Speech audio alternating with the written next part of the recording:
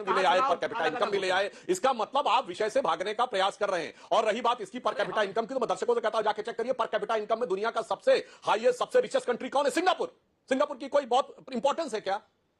अब per capita income में तो छोटे छोटे देश, कुवैत है, सिंगापुर है, ये वो होता है। महोदय, अर्थव्यवस्था की शक्ति और अर्थव्यवस्था की क्षमता के साथ तय किया जाता है। आप भागे इलेक्शन के विषय को पर कैपिटा पे ले आए, और क्रोनिक कैपिटलिज्म आपके जमाने में हुआ। सरकार लाइसेंस देती थी कि यह उद्योग चलेगा या नहीं चलेगा। बताइए, पॉलिएस्टर रियॉन का एक्सक्लूसिव लाइसेंस एक ही कंपनी को दिया था कि नहीं? कि बनाएगी भी वही, बेचेगी भी वही, विदेश में भी वही। दोस्तों, ARV में आप सभी का स्वागत है। इस डिबेट में आप सभी को बहुत ही मजा आने वाला है, इसलिए आप सभी अंत तक जरूर बने रहिएगा। क्या ये वाकई सुधांशु जी व्यावहारिक है? देखिए, कांग्रेस पार्टी से अव्यावहारिक कह रही है, ऐसे ही विपक्ष के कई नेता हैं, कई पार्टियां हैं जो समर्थन, टीडीपी आपके समर्थन वाली पार्टी ने भी अपना रुख इस पर साफ नहीं किया है। लेकिन मतलब जो आम आदमी है उसकी तरफ से 3-4 प्रश्न आपसे पूछना चाहती हूँ। क्या होगा उन राज्यों का? 2025 में बिहार में चुनाव है, उनका क्या होगा अगर 29 में आप एक साथ चुनाव करते हैं? 26 में असम, बंगाल, तमिलनाडु, पुडुचेरी, केरल। 2027 में गोवा, गुजरात, मणिपुर, पंजाब, यूपी, उत्तराखंड, हिमाचल। 28 में कर्नाटक, मेघालय, नागालैंड, त्रिपुरा। अच्छा, संविधान कहता है 5 साल की सरकार, 1 साल का एक्सटेंशन मिल सकता है। तो बिना संविधान में बदलाव किए तो ये मुमकिन ही नहीं हो पाएगा। तो क्या आधार है और कैसे ये मुमकिन आपकी सरकार करने की सोच रही है? अंजना जी, अभी आपने जो चुनाव गिनाए उसके साथ और स्पष्ट कर दीजिए कि हर 6 महीने में एक चुनाव है। अभी चुनाव हुआ है लोकसभा का, हरियाणा और कश्मीर का चुनाव हो रहा है, 2 महीने के बाद महाराष्ट्र और झारखंड का चुनाव है, इसके 2-3 महीने के बाद दिल्ली का चुनाव है, उसके 6 महीने के बाद गुजरात का चुनाव है, फिर बिहार का चुनाव है। उसके बाद 2026 में तो शुरू में होगा बंगाल का चुनाव, असम का चुनाव तो सेकंड हाफ में होगा। कोई एक 6 महीने बता दें जब कोई चुनाव ना हो देश में। यहां वस्तु स्थिति क्या है? कई बार देखिए, 2 प्रकार की मानसिकता के लोग हैं जो प्रधानमंत्री जी ने कहा। एक है, अरे सब चलता है देश में, ऐसे ही चलेगा, कोई बदलाव नहीं हो सकता, जो है वही ठीक है। एक है दृढ़ता और सूझबूझ के साथ, हिम्मत के साथ बदलाव लाना और फिर व्यवस्था बदलाव करना। जो सवाल आप पूछ रही हैं, ऐसे बहुत से सवाल पूछे गए थे, अनेक निर्णयों पे पूछे गए। उदाहरण के लिए, कभी आप जाके चेक करिएगा, 2014 में ना आरबीआई कहता था ना फाइनेंस मिनिस्ट्री कहती थी कि 50 करोड़ लोगों के अकाउंट्स हो सकते हैं। भारत के बारे में कहा जाता था कि ये सबसे कम शिक्षा वाले देशों में से एक है, यहां तो डिजिटल चल ही नहीं सकता, चल गया। लेकिन सांसद जी सुनिए ना, ये प्रॉब्लम तो सबको पता है सर। एक काउंटर क्वेश्चन है सांसद जी, एक काउंटर क्वेश्चन है। ये प्रॉब्लम सबको पता है और सब चाहते हैं, लेकिन सवाल है कि जब चुनाव आयोग अभी 2 राज्यों के चुनाव अलग से करा रहा है, हरियाणा और जम्मू कश्मीर के, और जो महाराष्ट्र और झारखंड के साथ हो सकते थे वो भी कराने को तैयार नहीं है, कैसे पूरे देश का चुनाव एक साथ वो करा पाएंगे? हाँ, जो आप नहीं, तो पूरे देश का चुनाव तो अभी हुआ है 3 महीने 4 महीने पहले। हम सिर्फ ये कहना चाहते हैं, 2 आयाम है इस चीज के। पहली बात, क्या यह उचित है और इसकी आवश्यकता है? दूसरा विषय आता है कि यदि आवश्यकता है तो फिर रास्ता क्या है? और पहले 20 साल तो लगातार होता था। 1967 के बाद समस्या क्या हुई कि जब पहली बार कांग्रेस को अनेक राज्य विधानसभाओं में बहुमत नहीं मिला, 67 पहला चुनाव था, और 67 चुनाव था जब विपक्ष मजबूत होकर उभरा था। जनसंघ के भी 35 एमपी जीत के आए थे, यूपी विधानसभा में 96 आए थे। तब सरकारों को गिराने, तोड़ने, फोड़ने का काम जो कांग्रेस ने किया, बर्खास्त करने का। और इतना ही नहीं, भारत के इतिहास का इकलौता उदाहरण शायद दुनिया के इतिहास का हो, अपनी पार्टी इंदिरा गांधी ने तोड़ दी अंतरात्मा की आवाज के नाम पे। नीलम संजीव रेड्डी उनके राष्ट्रपति के कांग्रेस पार्टी के उम्मीदवार थे, उनके खिलाफ वोटिंग करवा दी। उसके बाद यह हौच पौच होना शुरू हुआ।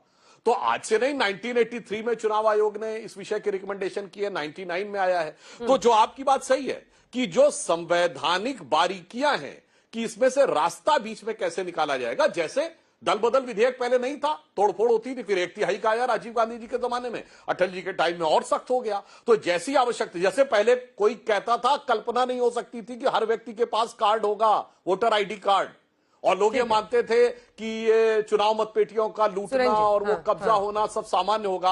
आज आईडी कार्ड भी है, हर पोलिंग बूथ पे सीसीटीवी भी है। तो अगर इच्छा शक्ति है, दूरदृष्टि है, तो रास्ते निकल सकते हैं। बस मैंने कहा, अंततः यहां 2 ही लोग हैं, एक है कि सब चलता है, ऐसे ही चलेगा, कुछ नहीं बदलेगा, और एक है बदलेगा, रास्ता निकलेगा। ठीक है, एक बार चेहरे दिखा दीजिए, और वो चेहरे दिखा के सुरेंद्र राजपूत जी के पास चलेंगे। सुरेंद्र जी, जो लोग समर्थन में हैं उनके भी चेहरे दिखा रहे हैं। फिलहाल नायडू जी पर बोलने से सुधांशु जी बचे हैं, लेकिन ये देखिए, चाहे वो बीजेपी हो, जेडीयू हो, एआईएडीएमके हो, जो पार्टियां साथ में उनके जो खिलाफ में खुलकर समाजवादी पार्टी, कांग्रेस, डीएमके, आप, सीपीएम, एआईएमआईएम, टीएमसी। लेकिन ये इसमें नायडू जी की फोटो है, जो आपके लिए सुधांशु जी मुश्किल हो सकती है। और आपको 200 विधायक, जो 200 सांसद हैं विरोधी पार्टियों के, वो इसके खिलाफ हैं, जिसमें कांग्रेस पार्टी है, समाजवादी पार्टी, 200 उनके सांसद होते हैं। ऐसे में आपके लिए पास करा पाना इसको मुश्किल होगा। लेकिन सुरेन जी, मेरा सवाल आज आपसे एकदम अलग होगा। दिल पे हाथ रख के बोलिए कि आप भी नहीं चाहते कि 1 नेशन 1 इलेक्शन हो, खत्म हो ये झंझट, हर 6 महीने 3 महीने पर सिर्फ चुनाव मशीनरी देश में चलती रहती है।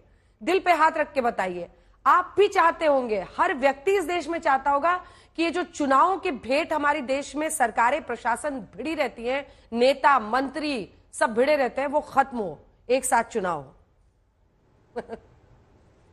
अंजना जी नमस्कार, और सारे को पैनलिस्ट को भी नमस्कार। अब आपसे मैं एक काउंटर क्वेश्चन करता हूं कि दिल पे हाथ रख के कहिए कि जो पार्टी पिछले 10 साल से एमपी की, एमएलए की और लोकल बॉडीज की एक लिस्ट नहीं ला पाई, मतदाता लिस्ट, वो पार्टी आज हमको बड़ा बड़ा ज्ञान दे रही है। और इसमें भी नेहरू जी को ले आई, इंदिरा जी को ले आई। मैं आपसे 2-3 चीजें बड़ी साफ साफ कहता हूं। ये लोग कुल जमा पूंजी थेथरई बतियाते हैं, कुल जमा पूंजी थेथरई बतियाते हैं और कुछ नहीं। हम तो कहते हैं इस पर आप आएंगे ना तो सही बात कीजिए ना। पहले तो बात कीजिए कि जैसे कांग्रेस को जब 1760 करोड़ का बजट था देश का, और उसको 44 लाख करोड़ का बजट की, तो हम ये कह करके नहीं किए। हम जो है एक पाकिस्तान के 2 पाकिस्तान कह करके नहीं किए, बैंकों का राष्ट्रीयकरण कह करके नहीं किया, कोऑपरेटिव बैंक हमने जो बनाए वो कह करके नहीं बनाए, हमने जो पीएसयूज बनाए वो भी कह करके नहीं बनाए, कर दिए। लेकिन ये लोग सिर्फ यू टर्न लेने वाले बात, वक्फ का बिल लाएंगे वापस हो जाएगा, अब ये 1 नेशन 1 इलेक्शन का बिल लाएंगे ये भी वापस होगा। इस चीज के मैं आपको 2-3-4 आपको वैलिड कारण बता देता हूं, अब उस पर आप ध्यान दीजिएगा। और सच बात यह है, वो कहते हैं ना, फहमीदा रियाज ने एक जगह पे कहा था कि कुछ लोग तुम्हें समझाएंगे, कुछ तुमको खौफ दिलाएंगे, जो है वो भी खो सकता है, और इस राह में रहजन है इतने, कुछ और यहां हो सकता है, कुछ और तो अक्सर होता है, पर तुम इस पल में जिंदा हो, ये पल तुम में जिंदा है, ये वक्त नहीं फिर आएगा, तुम अपनी करनी कर गुजरो, जो होगा देखा जाएगा।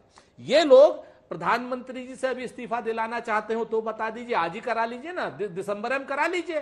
सारे के सारी चीजों को, जितने आपके चीफ मिनिस्टर हैं इस्तीफा दे दे, जितना प्राइम मिनिस्टर है, कैबिनेट है, सब इस्तीफा दे दे, कर लीजिए आप। लेकिन नहीं करेंगे। आप क्या करना चाहते हैं कि जो 27 की असेंबली है लखनऊ की, उसको आप 29 तक ले जाना चाहते हैं।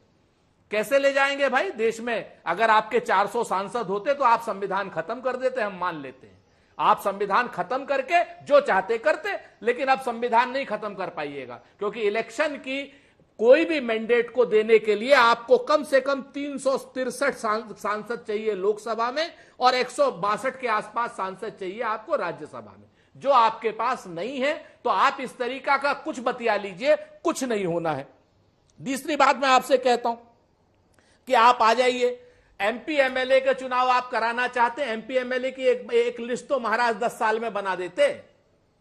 आपको है ना सुधांशु जी, तो बहुत बड़े विद्वान प्रखर प्रवक्ता हैं, हर चीज में इंदिरा जी को ले आते हैं, कांग्रेस ने ये कर दिया वो कर दिया। पिछले 10 साल में एक अगर चुनाव की लिस्ट आपने बना दी हो, मतदाता की लिस्ट बना दी हो, तो आप हमें बता दीजिए। आप कह रहे थे बड़ी बड़ी बात, 2014 से पहले कौन कहता था 50 करोड़? एक बार जरा गूगल सर्च करके फाइनेंशियल इंक्लूजन पढ़ लीजिएगा, उसी को लेकर के आप उसको इंप्लीमेंट किए, आप बतिया रहे हैं हमसे।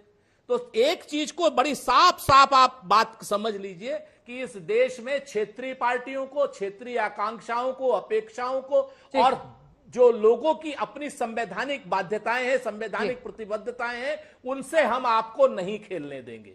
हम इस संविधान को नहीं बदलने देंगे, हम आरक्षण को नहीं बदलने देंगे। इस चीज को आप समझ लीजिए, और ये आपका सिर्फ शिगुफा है और कुछ नहीं। जवाब दीजिए सुधांशु जी, इसके बाद आ रही हूं भदौरिया साहब। देखिए, कौन यथार्थ बोल रहा, कौन शिगुफा। सुरेन जी ने कई बार बोला मतदाता सूची आप 3-1 नहीं बना पाए। अब उन्हें यही नहीं पता है कि मतदाता सूची चुनाव आयोग फाइनल करता है, सरकार करती है। भाई, आपकी भी सरकार में जब वोटर आईडी कार्ड आया था, नरसिम्हा राव सरकार नहीं चाह रही थी, कांग्रेस नहीं चाहती थी वोटर आईडी कार्ड आए। मगर चुनाव आयोग ने करवाया था और टीएन शेषन के पर कतरने के लिए 2 एडिशनल चुनाव आयुक्त भी नियुक्त किए गए थे, गिल और कृष्णमूर्ति, आपको याद होगा। तो इसलिए जब बात करिए यथार्थ परख करिए। और सूची की जहां तक बात है, सारी व्यवस्थाएं पूरी तरीके से हो जाती हैं और ये सारी की सारी चीजें, मैंने सिर्फ कहा ना कि यथार्थ क्या है। जो आपने क्षेत्रीय आवश्यकताओं की बात कही, यही तो मैं कह रहा हूं। 67 के बाद ही क्षेत्रीय दल बढ़ना शुरू हुए, जब कांग्रेस ने क्षेत्रीय आकांक्षाओं को सिर्फ इग्नोर करना नहीं, कुचलना शुरू किया और अपने क्षुद्र राजनीतिक स्वार्थ में छोड़िए सर, नायडू बाबू नहीं मान रहे, उनको कैसे समझाइए? क्या ये यथार्थ नहीं? सुधांशु जी, इसलिए चंद्रबाबू नायडू जी नहीं मान रहे। अरे अभी तो देखिए, हम बता रहे हैं अंजना जी, ये जो विषय है, ये विषय इसका नहीं है कि कोई बहुमत के आधार पर ही तय होगा। इसमें सबकी सहभागिता होगी, क्योंकि इसमें हर राजनीतिक दल का समान रूप से अधिकार है। जैसे चुनाव में हर मतदाता को अपना मत देने का अधिकार है, उसी प्रकार हर राजनीतिक दल की सहमति के साथ, उनके सुझावों के साथ काम होगा। जो अटल जी एक बात कहते थे कि लोकतंत्र की धड़कन है चुनाव, पर अगर धड़कन दिल की बहुत तेजी से आने लगे तो दिल का दौरा पड़ने का भी खतरा हो जाता है। इसलिए हमें यह भी देखना है कि दिल की धड़कन भी चलती रहे लोकतंत्र के पर्व की, और उसके साथ साथ स्वास्थ्य भी बेहतर बना रहे। और एक यह भी यथार्थ है कि आज दुनिया में जितने बड़े बड़े देश हैं, भारत जिस स्थिति में पहुंच रहा है, बहुत सारे लोग, या मैं दर्शकों के विवेक पे छोड़ता हूं, एक देश बताइए जिसमें, डेवलप कंट्रीज में, जिसमें इस ढंग से चुनाव होते हों कि हर 3-4 महीने में एक चुनाव होता रहता हो और केंद्र सरकार पे बंदिश लगी रहती हो कि आप कोई नीतिगत निर्णय नहीं ले सकते। बताइए। तो मुझे कभी कभी ये भी लगता है कि कुछ लोग एक तरफ हम पे आरोप लगाते थे कि बीजेपी इलेक्शन मशीन है। एक मिनट जी, पूरा कर लीजिए। मैं एक लाइन, लोग कहते थे बीजेपी इलेक्शन मशीन है तो ज्यादा चुनाव होने में तो हमें फायदा। आपके हिसाब से आप लोग कहते थे साहब बीजेपी के पास कैडर ज्यादा है, उनके पास व्यवस्था ज्यादा है, उनके पास इलेक्शन लड़ने की स्ट्रेटजी ज्यादा है। तो हम तो एक प्रकार से अपने मजबूत विकेट को छोड़ रहे हैं। अब भाई 5 साल में एक बार लड़ेंगे, जिन पार्टियों के पास कैडर नहीं वो भी 5 साल में एक बार मोबिलाइज कर सकती हैं अपना कैडर। ठीक है, इस वक्त कुरैशी साहब भी हमारे साथ आ गए हैं, लेकिन आप 2 लाइन में सुरेंद्र जी इसका जवाब दे दीजिएगा। देखिए, 3-4 बातें हैं। एक तो कोड ऑफ कंडक्ट लग जाता है सरकारों पर, अधिकारियों की आप सोचिए कितने बड़े पैमाने पर सरकारी अधिकारियों की सबकी इलेक्शन ड्यूटी लग जाती है, पूरे कामकाज राज्यों में, स्टेट में रुक जाता है, बीच में यहां कहीं वहां, एक साथ होगा तो पूरे देश के लिए, सभी पार्टियों के लिए फायदेमंद नहीं होगा। बिल्कुल नहीं है। आप जब तक एक चीज जान लीजिए, पहली बात तो सुधांशु जी झूठ पे झूठ, झूठ पे पता नहीं क्या क्या बोलते रहते हैं।